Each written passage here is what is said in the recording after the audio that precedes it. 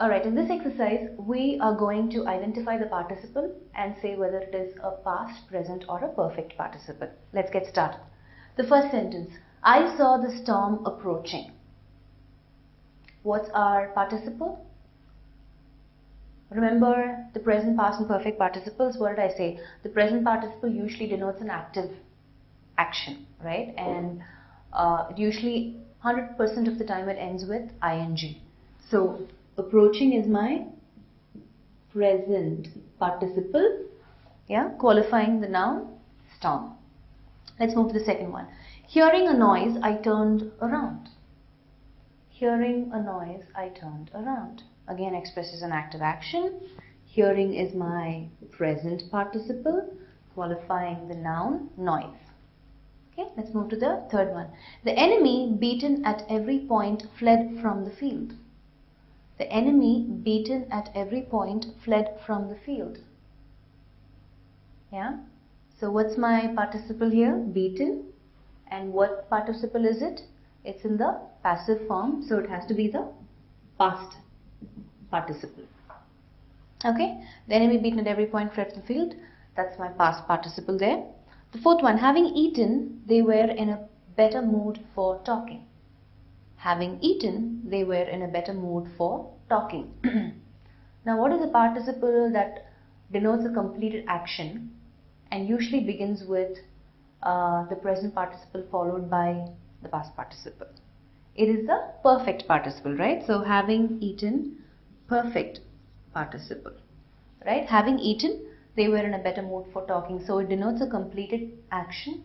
It usually begins with the verb have ing followed by the past participle. Okay. The last one, they have gone for a walk. They have gone for a walk. What state is the action in? Active voice or passive voice? Passive voice, right? So passive voice, past participle. Yeah. Okay. All right. Okay, great. Let's understand this through another exercise.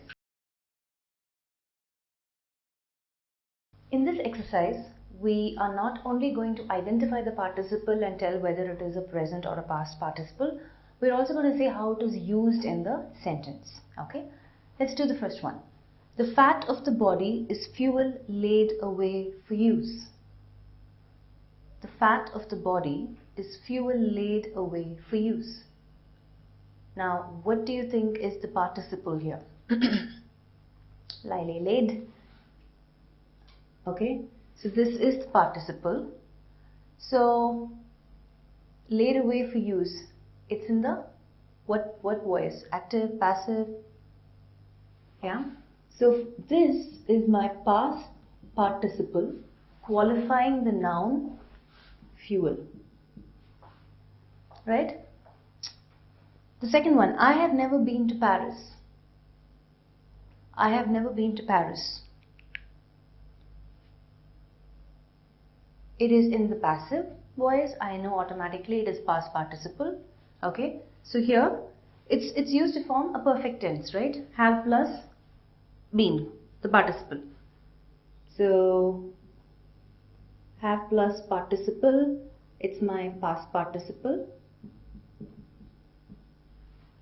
Okay. The third one, seeing the sunshine, I threw open the window. Seeing the sunshine, I threw open the window. ing, active phrase. Seeing, present participle.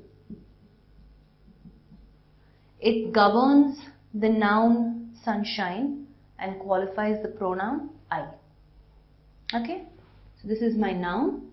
This is my pronoun. Alright, fourth one. My car has been stolen. My car has been stolen. Again, this is in the passive. Right? Passive voice, right? My car has been stolen. I'm not saying someone stole my car. I'm saying my car has been stolen. It's a passive, so I know it's past participle. Used to form a passive sentence. Last one, seizing him by the arm, his friend led him away. Seizing him by the arm, his friend led him away. ing, present participle. So here it qualifies the pronoun him. Yeah, I'm sorry, it governs the pronoun him and qualifies the noun friend. Yeah, okay. So that was easy for us to identify whether it's a present participle or a past participle because we've looked at various features of both, right? So let's understand the application of participles through another exercise.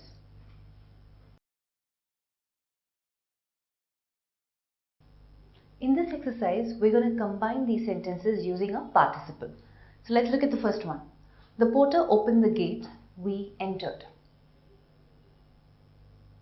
The porter opened the gate, we entered.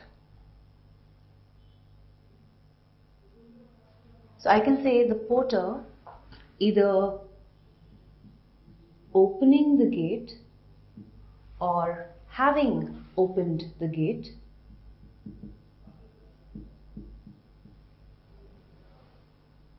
The gate, we entered. The porter opening the gate, we entered, or the porter having opened the gate, we entered.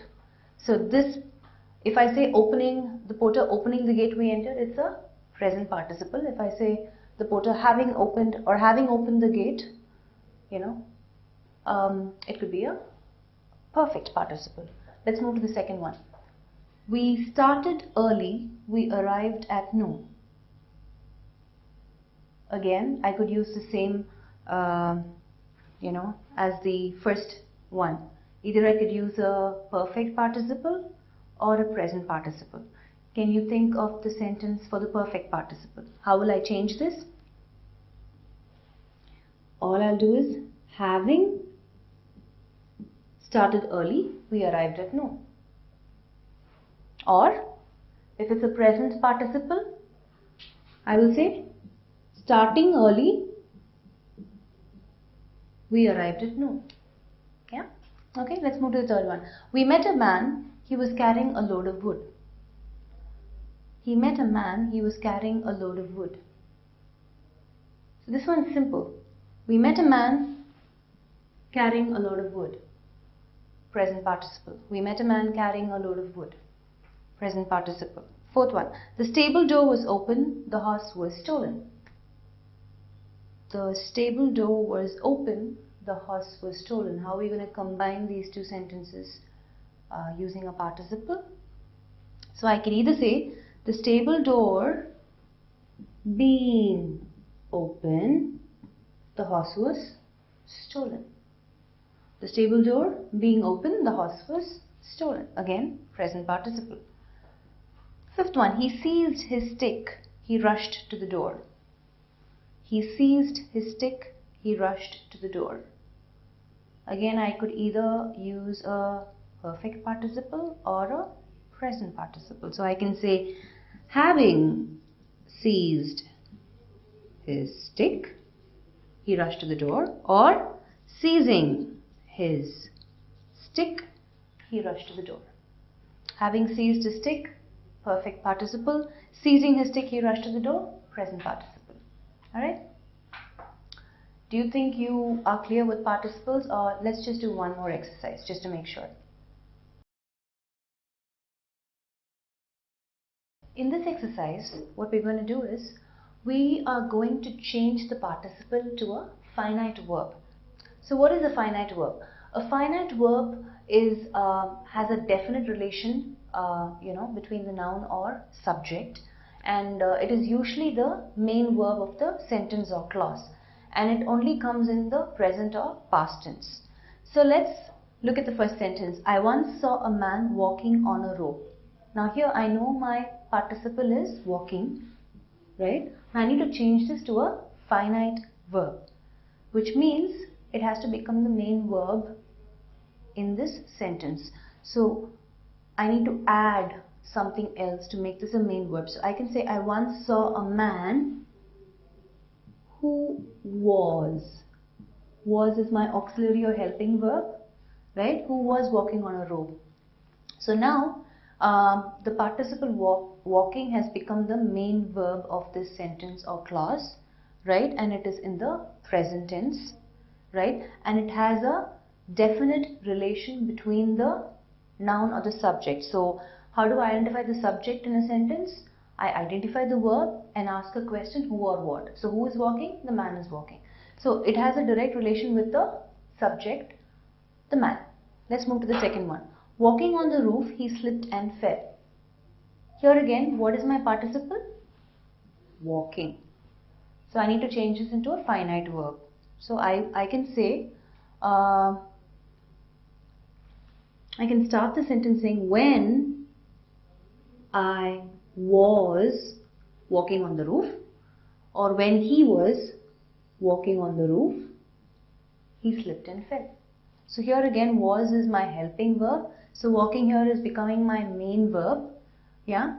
So who slipped and fell when he was walking? He is my subject, right? Let's move to the third one. The stable door being open, the horse was stolen. So here being is my participle. So if I have to change it to a finite verb, what should I do? Yeah, so I'm going to add a helping verb again. So I can say, as the stable door was open, the horse was stolen. So as the stable door was open, the horse was stolen. Right? Let's look at the fourth one. Being paralytic, he could not walk. Being paralytic, he could not walk. So again, being is my participle.